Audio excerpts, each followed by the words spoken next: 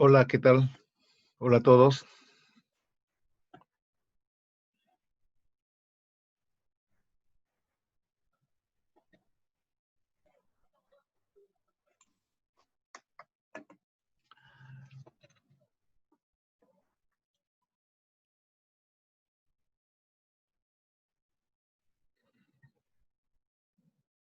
¿Listos para empezar?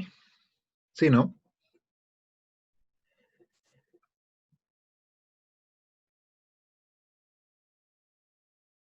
De pronto se les malogró el micro a todos.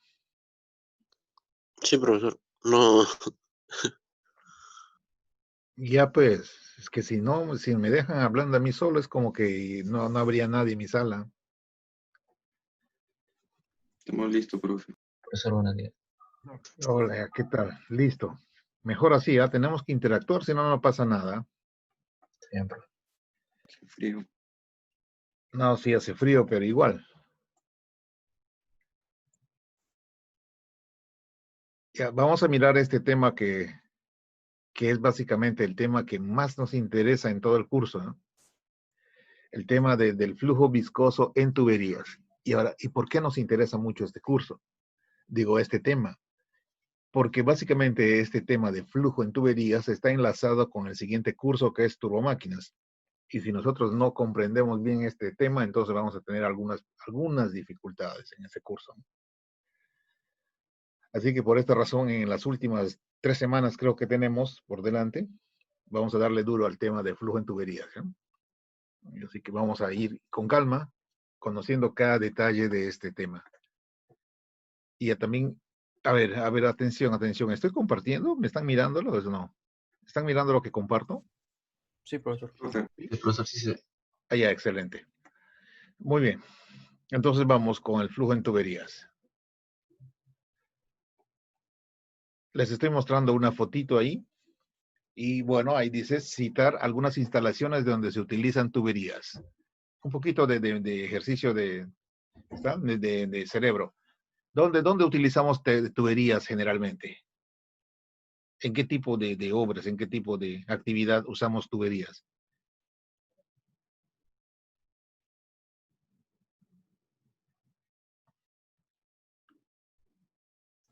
La pregunta es para ustedes, ¿eh? En cualquier obra que se necesite transportar un fluido. Pero hay que ser más específico, particulariza. Profesor, también en los hogares para utilizar agua, el desagüe también. Claro, ¿no es cierto? En nuestras casas tenemos el ejemplo más cercano que podríamos pensar. Todo el interior de nuestra casa, toda la parte, aunque no se ve en la mayor parte de la instalación, pero sabemos que por ahí están debajo del piso, ¿no es cierto? Entre las paredes están circulando tuberías que conducen el agua para nuestro consumo diario, ¿sí? ¿Dónde más?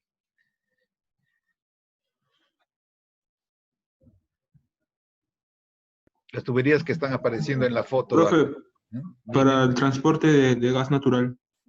Transporte de gas natural, por ejemplo, también, obviamente, ¿no? También necesitamos tuberías. Y esa foto que estoy mostrando ahí a la derecha, ¿a qué corresponde? Una central hidroeléctrica. Efectivamente, ¿no? Es la tubería forzada que llega a una central hidroeléctrica. ¿Está? Justamente de ese tipo de instalaciones son los que nosotros tenemos mucho interés en conocer cómo ocurre el flujo ahí. ¿Por qué razón? Porque de acuerdo a lo que les dije antes, el agua que está conduciendo en esta tubería está llegando entonces a una central hidroeléctrica. Y en esa central hidroeléctrica tenemos la presencia de las turbinas, que son las que van a trabajar junto con el generador para lograr la creación o la generación de la energía eléctrica, ¿no? Así que cuando nosotros estudiamos turbomáquinas, estas máquinas no se estudian solas, se estudian enlazadas con todo su entorno y parte de su entorno son las tuberías que aparecen por ahí. Se llaman tuberías forzadas, ¿está? Pero ya, eso al margen, vamos primero a enfocarnos aquí en algo sencillo. Bueno, ya citamos algunas instalaciones en donde se utilizan tuberías, ¿no? En nuestras casas, para el transporte de gas, para el transporte de agua a una central hidroeléctrica, para el transporte de cualquier tipo de fluido que quiera ser transportado, ya en forma general, ¿sí? Combustibles, por ejemplo, aceites, qué sé yo, miel, cremas pastosas, etcétera, etcétera. La pregunta es, ¿cómo fluyen los fluidos en su interior? Esta pregunta podría ser muy genérica, ¿no? Pero más o menos se refiere al estado o al régimen de flujo. ¿Cómo fluyen los fluidos en el interior de las tuberías? ¿En qué estado o régimen de flujo creen que fluye al interior de las tuberías? Turbulento. Usted ya conocen los regímenes de estado, ¿no? ¿Cuáles son esos regímenes? Laminar, de transición y turbulento. Correcto, no, está bien, ¿no? Son los tres regímenes. Y ahora la pregunta es, ¿y cómo fluyen dentro de estas tuberías los fluidos? ¿En qué régimen? Y bueno, la respuesta es mayormente en flujo turbulento.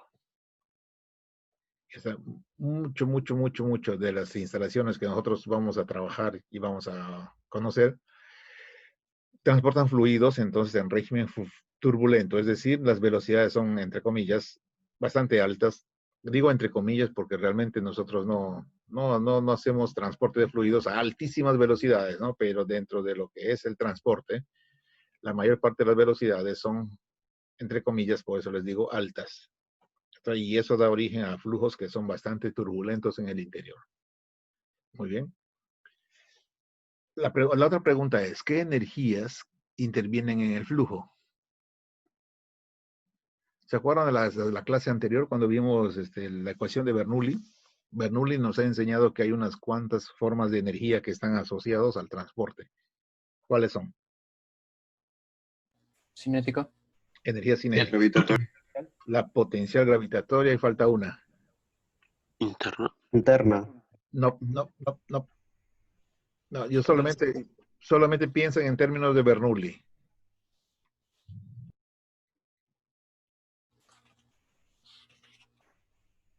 Falta uno. Son tres términos que tiene la ecuación de Bernoulli. Cinética, potencial, ¿y la otra de qué es? Presión por unidad. Energía de presión, ¿cierto? Energía de presión. Muy bien, eso es lo que hemos visto nosotros en la ecuación de Bernoulli. Tres términos energéticos: cinética, potencial y presión. ¿De acuerdo?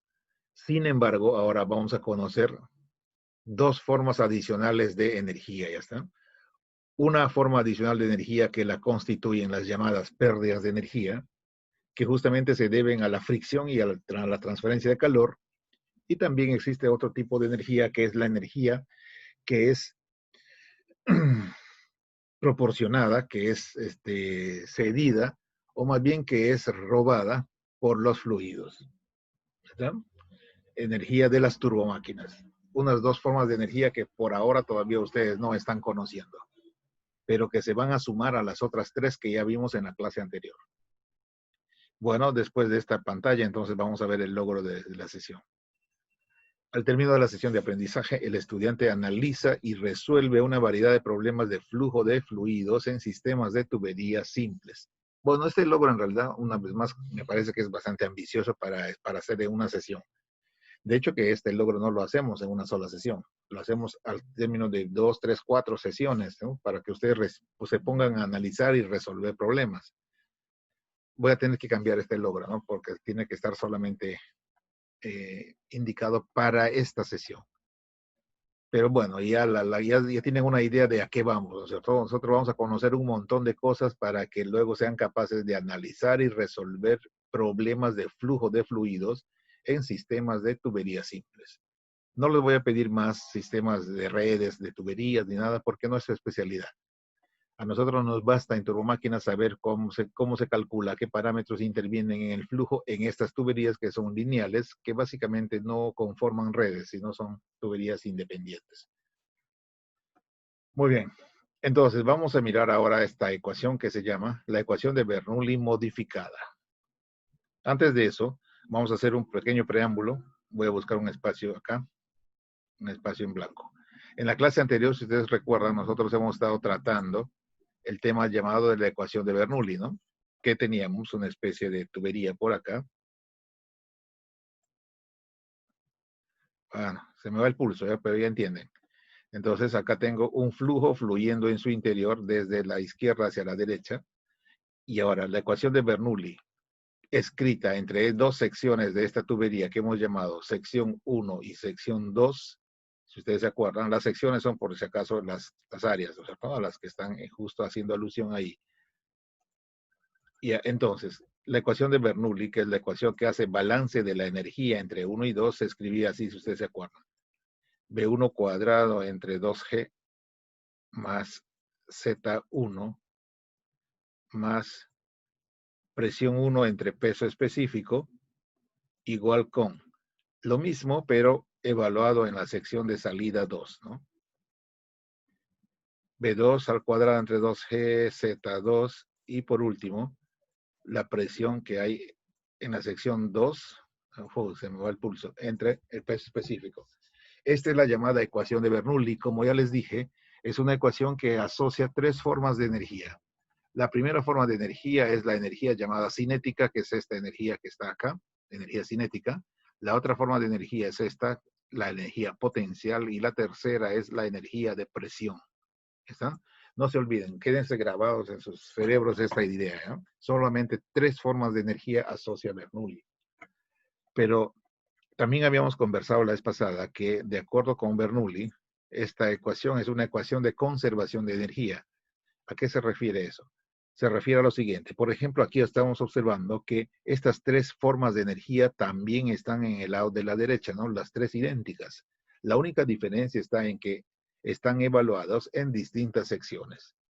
Ahora, si por ejemplo nosotros a la suma de B cuadrado entre 2G más Z más presión entre peso específico le simbolizamos con la letra E mayúscula, entonces, si es así, entonces esas dos energías están justamente en estas dos secciones, ¿no? Ya bueno, cuando lo evalúo acá en la sección 1 se llamará entonces E sub 1. Y cuando lo evalúo acá en la sección 2 se llamará la energía en 2. Listo. Entonces, de acuerdo con lo que observamos en esa ecuación, Bernoulli nos está postulando de que estas dos energías son idénticas. ¿Se dan cuenta, no? La energía en 1 es igual a la energía en 2, es lo que nos postularía Bernoulli. Pero nosotros sabemos, debido ya a nuestra experiencia, de que eso no es verdad, ¿no es cierto? La energía no se conserva definitivamente, y menos en el transporte de fluidos. ¿Está? ¿Por qué razón? Porque en el transcurso en que las partículas del fluido pasan de la posición 1 a la posición 2, entonces, en ese tránsito, estas partículas de fluido pierden cierta cantidad de energía. ¿Está? Eso de llamar pérdidas en realidad no es que se desaparezca la energía, sino que lo que hace es, se transforma una parte de la energía de uno, se va a transformar en una energía no utilizable para el fluido, y eso se llama, en términos coloquiales, en hidráulicas, eso se llama pérdida. ¿Está? Solo porque la energía no lo vamos a utilizar para el transporte.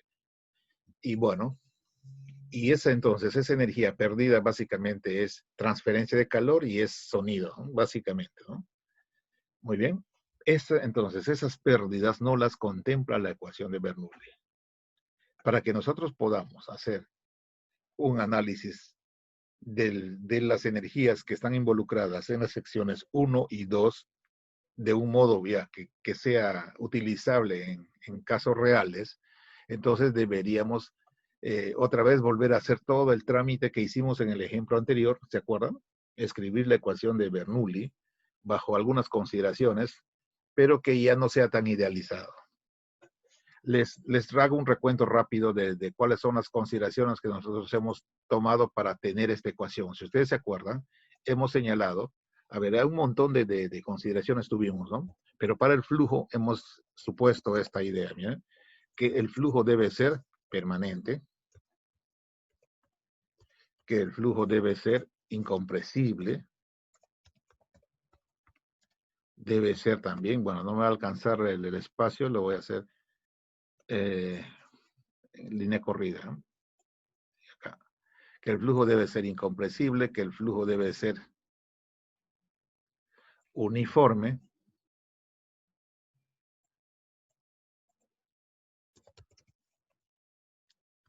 y acá vienen los otros que son los críticos, que el flujo debe ser, ¿se acuerdan ustedes? Sin fricción.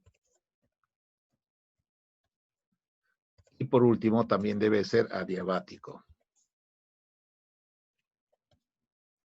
Listo, entonces estas son las condiciones que nosotros hemos utilizado para el flujo al interior de este volumen de control para que nos dé esta ecuación que aparece por aquí, que es una ecuación entonces que postula la conservación de la energía y como ya les dije también así de un modo muy, se puede decir, muy coloquial, una ecuación que no nos sirve de mucho, ¿no? No nos sirve de nada prácticamente porque no está reflejando casos reales. ¿Y por qué razón habíamos hecho un análisis, ¿no? Que de todas estas consideraciones que estamos teniendo por acá, las que son graves son estas que dicen sin fricción, ¿está? Y adiabático. Sin fricción significa negar la variación de la energía interna específica. Recuerden que tenemos una energía interna específica en U1, y tenemos otra energía específica U2, ¿correcto?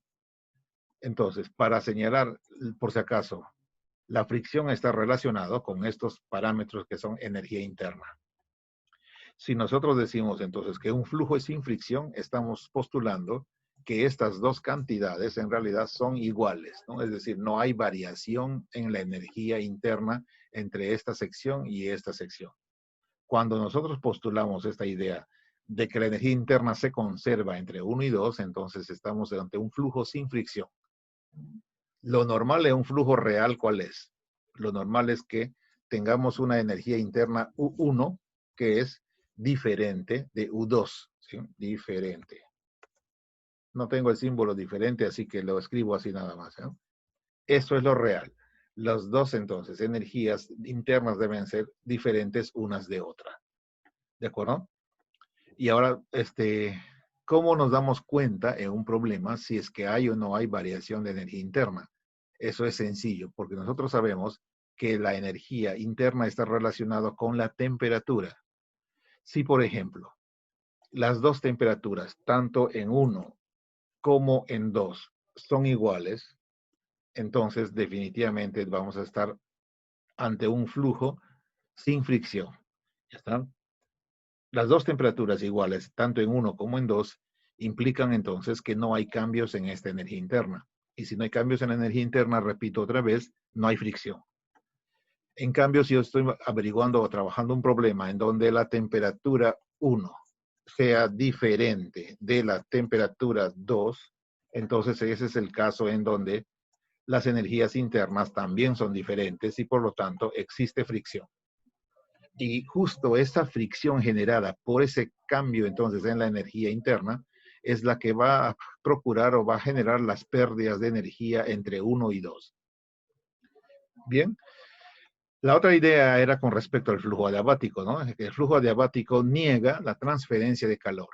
Es decir, ustedes saben que siempre entre un volumen de control y su sistema, o entre un sistema y su entorno, siempre van a haber tránsitos de calor. El calor podría estar saliendo del sistema hacia el medio ambiente o podría ser al revés, ¿no? Que el calor esté ingresando del medio ambiente hacia el sistema, ¿no? Y ese calor nosotros lo medimos a través de este término, ¿no? Transferencia de calor, ¿se acuerdan? Entonces, como les dije, los flujos reales permiten ese tránsito de calor, ya sea de afuera hacia adentro o de adentro hacia afuera. ¿De acuerdo? Pero si un flujo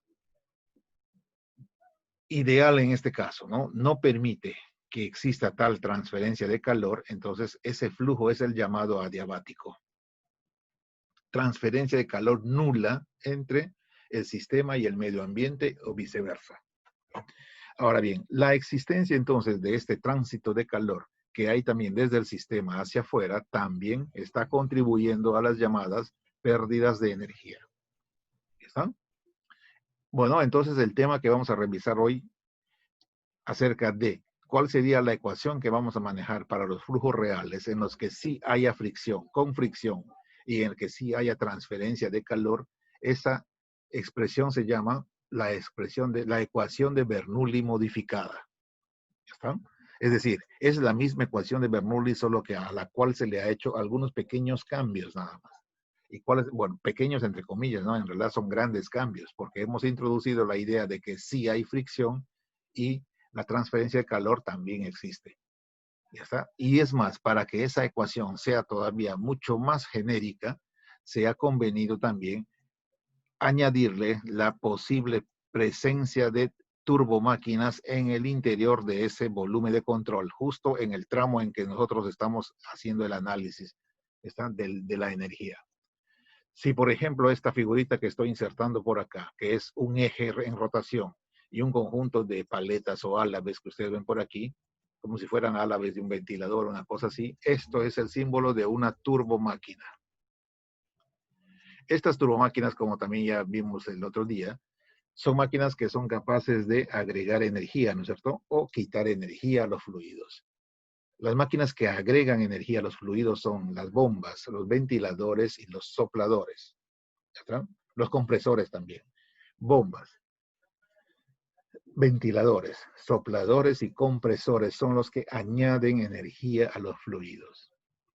Para todos debe estar claro eso, ¿no? Un ventilador, ¿qué hace? Un ventilador toma aire de la parte trasera de la máquina y lo lanza hacia adelante con un adicional de energía de presión, ¿sí? O sea, lo que ha hecho es añadirle presión, añadirle energía al fluido, entonces, que está interactuando con él. La bomba hace lo mismo, ¿no? Si yo quiero, por ejemplo, ascender líquido, agua, de mi casa, del primer piso al tercer piso, ya sabemos que el agua no dispone de una energía suficiente por sí sola para subir. Entonces, ¿qué va a pasar? Simplemente yo tengo que utilizar una turbomáquina llamada bomba para poder entregarle una cantidad adicional de energía de presión para que esa agua pueda subir. ¿Ya está?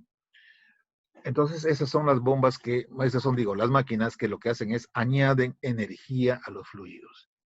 Pero como también les conté, existen las otras que más bien en vez de añadir, en vez de sumar energía, lo que hacen es restan, roban energía al fluido. Y estas máquinas son las llamadas turbinas. Las turbinas que son las que nos interesan a nosotros en ingeniería eléctrica, ¿no? Porque básicamente, con la energía que roban al líquido en las centrales hidroeléctricas, esa energía robada se la van a trasladar a la otra máquina que es el generador. Y el generador se va a encargar de hacer la conversión final de la energía mecánica que recibió de la turbina en una energía eléctrica. ¿Listo? Bueno, yo me metí un rollo así bien inmensamente grande sin preguntarles si están comprendiendo o no. Así que es hora de que me digan. ¿Me han seguido en la explicación? ¿Me han seguido en toda esta exposición? Sí, profe. ¿Sí? Sí se entendió, pues. ¿Entiende, profe? Ya, perfecto. Entonces, seguimos adelante. Borro todos los garabatos. Entonces, vuelta otra vez a la primera diapositiva. Aquí. Aquí está, ¿no? La llamada ecuación de Bernoulli modificada. Vean que contempla entonces, miren, entre sus condiciones, ¿ya? Flujo no adiabático, si ustedes leen acá, no adiabático significa que sí permite transferencia de calor. Y además flujo con fricción. Entonces, si nosotros estamos claros y entendidos en lo que yo les dije antes, básicamente esto de flujo con fricción significa que la energía interna en uno es diferente de la energía interna en 2. Eso es lo que significa flujo con fricción. ¿Está? ¿Qué significa adiabático? Adiabático significa que la derivada de Q con respecto a T, esta derivada existe y no es cero. Es decir, es diferente de cero. Mejor le pongo diferente de cero. Y ya está, porque en un flujo adiabático la transferencia es cero, ¿se acuerdan? Pero en un flujo no adiabático la transferencia existe y por lo tanto ese término de Q entre dt debe ser diferente de cero. Ya. Por lo demás, entonces, el hecho de que el volumen de control sea indeformable, fijo y externo no tiene ninguna implicancia en el balance energético. Que el flujo sea permanente, incompresible, uniforme, si bien es cierto, son algunas idealizaciones que tenemos, pero no afectan sensiblemente los resultados de la fórmula. ¿Está? Para lograr entonces esta ecuación de Bernoulli modificada, utilizamos esta imagen que está aquí a la derecha, que es la misma imagen que les pinté antes, ¿no? Un tramo de tubería desde una sección A1 hasta una sección A2. Entonces hay un tránsito de las partículas de fluido que siguen esta trayectoria, ¿no? Pero en su trayectoria, por ejemplo, se van a cruzar con esta máquina que está aquí. Esta máquina va entonces a hacer algo, ¿no? En primer lugar les va agarrar a las partículas, les va a zamaquear, les va a chocolatear, les va a revolver completamente con la finalidad de o bien agregarles energía o bien robarles energía. ¿Está? Cualquiera que sea el caso, bueno, no interesa por ahora, pero ahí está una turbomáquina para hacer un trabajo. Bueno, entonces, ¿qué ecuación es la que vamos a utilizar? La ecuación que utilizamos es la ecuación general de la energía que nosotros ya lo conocemos en su forma integral. ¿Sí? Esta es la ecuación. Entonces, aquí el término transferencia de calor existe. Este trabajo de eje, que es el trabajo de esta turbomáquina, también existe. ¿Sí? Trabajo de eje existe. Y ahora, por el volumen de control externo, el efecto tau se desaparece. Esto se va, no se evalúa. Por la llamada o por la hipótesis denominada flujo permanente, cualquier derivada con respecto a T se va. ¿No es cierto? Esta derivada con respecto a T en el flujo se va. Bueno, entonces solamente quedarían 3 términos para resolver en esta ecuación. La transferencia de calor, la potencia y el flujo neto de energía. Este flujo neto de energía se debe expandir para tantas entradas y salidas tenga el volumen de control. En este caso solamente hemos tomado un volumen de control que solo tiene una área de entrada que es A1 y una área de salida que es A2. Así que esta ecuación la voy a tener que escribir para el área 1 y luego escribir para el área 2. ¿No? Eso se llama extender el término. ¿Ya está? Y eso se hace muy sencillo, porque ya nosotros aprendimos que esto de ecuaciones triples y dobles solamente es pura... nada, puro nos quieren atarantar nada más con eso. Pero no hay nada. A ver, ¿qué ha pasado aquí? Ah, ya. Yo ya no les muestro el desarrollo de cómo se llega a la ecuación, ya solo que ese desarrollo está en su cuaderno. Ustedes tienen la obligación de revisar su cuaderno de trabajo. ¿Listo? Y van a obtener la ecuación entonces que nosotros utilizamos ya en términos finales. Acá creo que tengo duplicada la diapositiva, ¿no? De aquí se pasó aquí. Ah, no, lo único que ha hecho es ponerle en rojo a estas hipótesis, ¿no? Que son las más críticas, ¿no? Transferencia de calor existe y fricción existe. Ya. Entonces aquí está. Este sería el resultado luego de operar esa ecuación considerando el efecto de la transferencia de calor que está aquí. Está un poco cambiada, eso sí, pero no importa, esos cambios se dan en el transcurso de la evaluación de la fórmula. Y también está la presencia de las dos, miren, de las dos energías internas. La energía interna y la transferencia de calor siguen presentes en la fórmula, ¿correcto? Pero también notamos que añadimos un término adicional que está aquí en el medio. Ahí en el medio, entonces, tenemos una expresión que dice más menos potencia entre densidad por caudal. ¿Correcto? ¿Ya? Este término que está aquí, esta es la contribución de las turbomáquinas. Positiva, si es que se trata de máquinas que agregan esa energía a los fluidos. Negativa, si es que esas máquinas roban o restan energía a los fluidos. En otras palabras, ¿quiénes van a utilizar el signo positivo de esta ecuación? Todas las bombas, todos los ventiladores, los sopladores y los compresores, porque estas son máquinas que suman energía a los fluidos, ¿está? Mientras que los que van a usar el signo negativo son todas las turbinas, sin excepción. ¿Listo?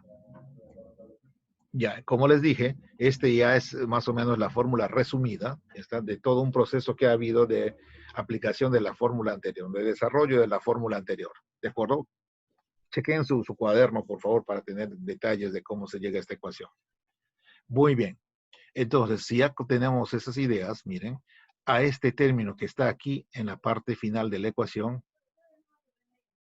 a este término, que es justamente este que está por aquí, se le denomina así, ¿no? G por H. O en todo caso se le cambia por esta denominación gravedad por una altura. H es una altura.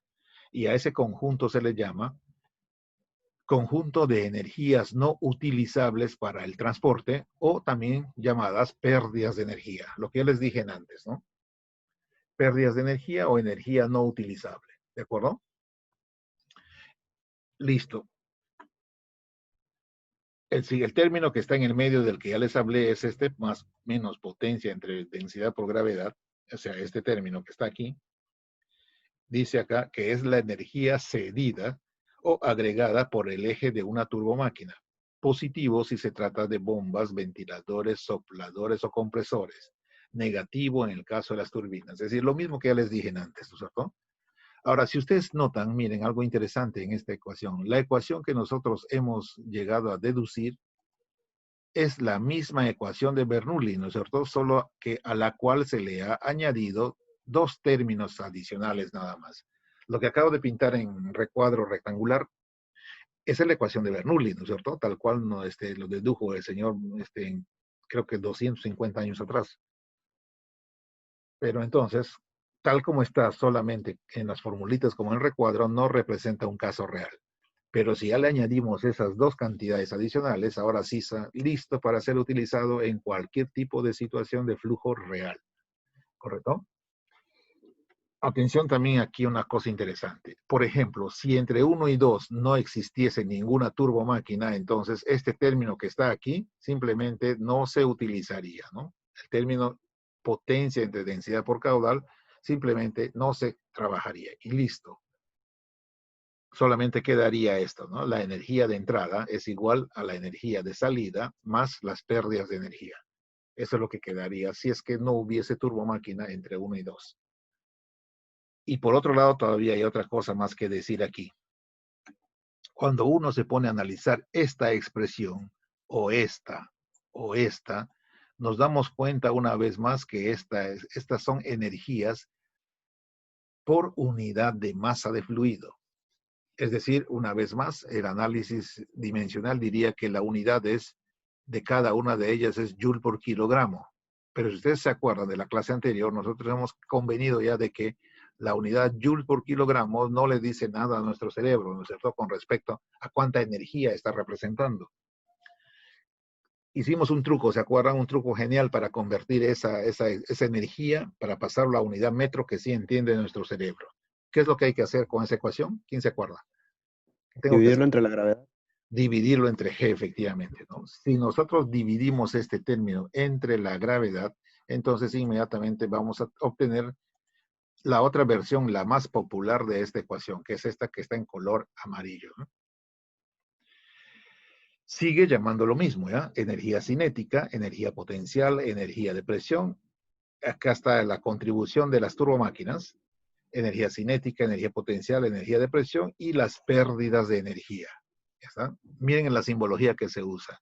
H minúscula de 1 a 2.